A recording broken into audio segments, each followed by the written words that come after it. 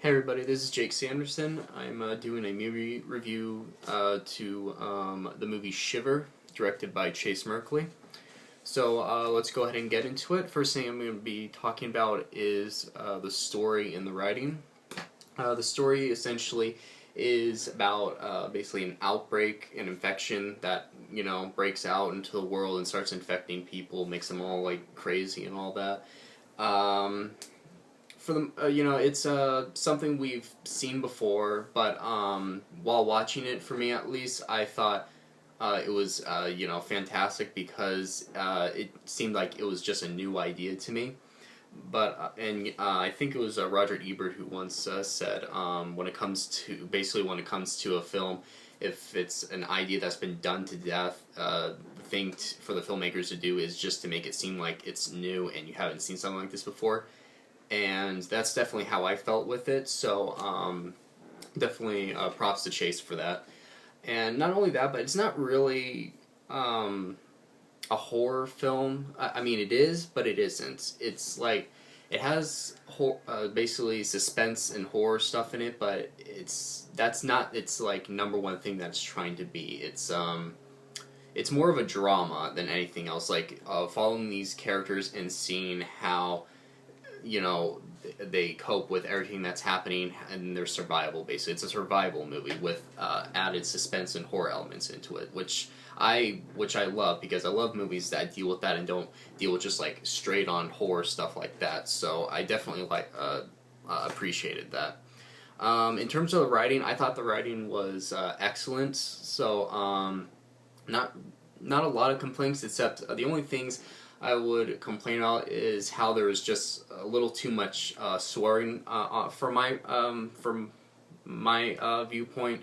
Not that I really have a problem with swearing in movies to begin with, because for a film like this you definitely need it. I just thought it kind of went a little too much with it. Like it's kind of in the beginning in the scene where the character Daniel is going to get his daughter, and then there's this girl there that's just like always constantly cussing, like saying the F word like every other sentence, and it kind of does that throughout the whole movie. So I just kind of thought that could have been changed a little bit, and a lot of that was just based on improvisation from the actors. So but I have to put that as a negative spot for the film, because I thought it started to make it not really too realistic. Like, people don't talk like this. Even in a situation like this, they wouldn't. So I kind of had a problem with that. But for the most part, the story and the writing I thought was really great. And out of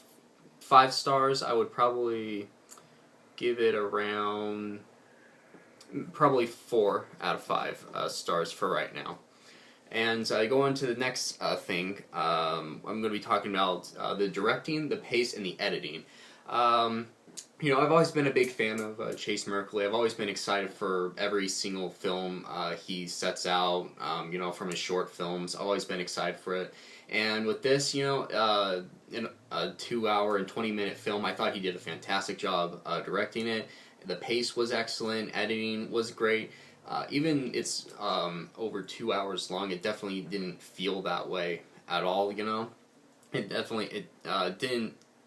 It felt. It's kind of like not trying to compare them, but kind of like the new Batman movies by Christopher Nolan. They're super long movies, but they don't feel that way because the pacing is just right on, there's just nothing to complain about with it. So it didn't feel like it was dragging on and all that. I was intrigued through the whole thing, but it was fantastic. And the editing, it was edited perfectly. Don't really have any complaints with this part. So not much to say on this. So just to sum it all up, I would give the directing, the pacing, and the editing 5 out of 5 stars. I definitely deserved A+ rating.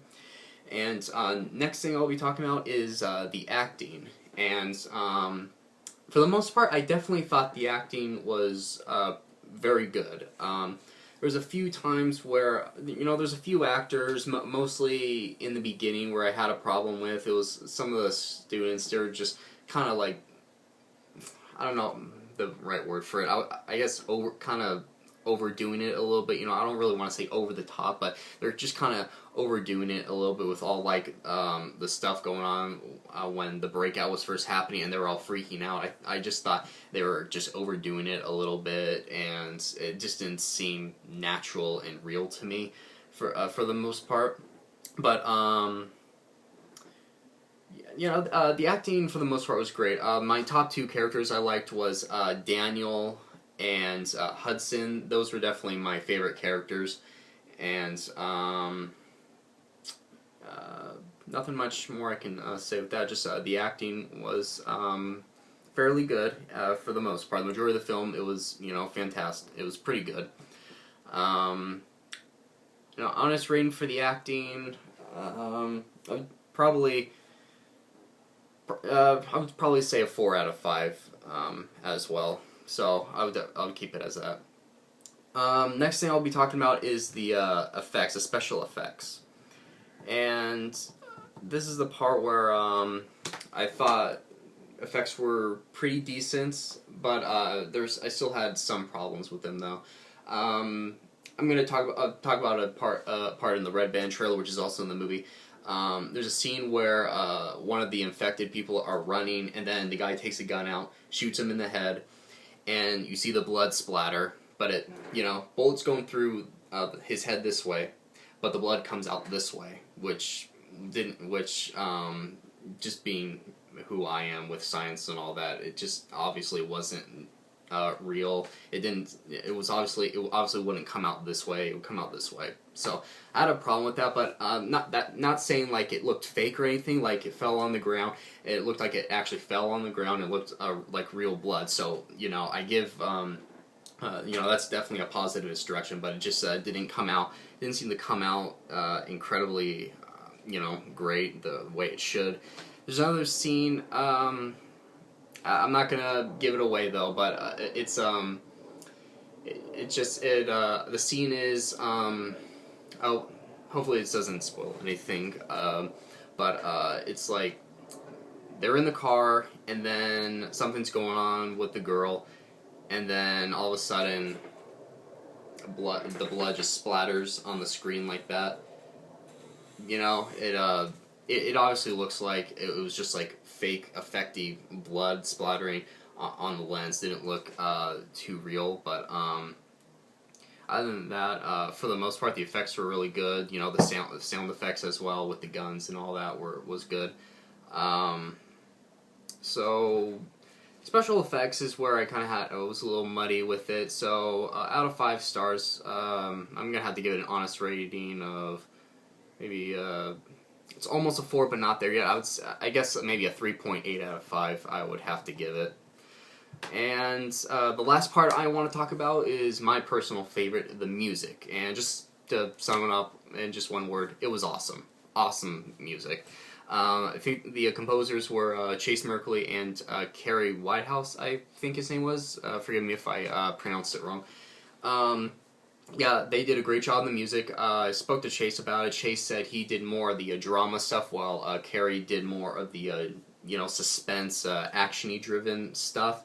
So it was the music was fantastic. And me being a composer myself, I was definitely in music mode with the film as well. So and the music fit perfectly. I don't have any complaints at all. I mean, definitely a 5 out of 5 for the music. And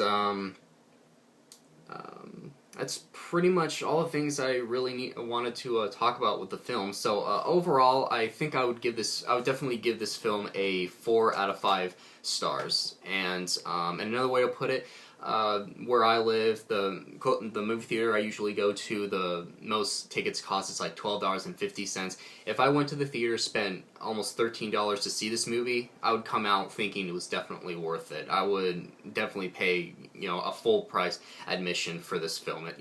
So that's pretty much it. So the only thing left I have to say is when this movie gets released, see it. You definitely won't be disappointed. My expectations, increase every time something new would happen. They were pretty high, and the film, succeeded on all my expectations. No, I don't really have any big complaints at all, except a little bit with the special effects and a little bit of the acting and the writing. So that's pretty much it. So see ya.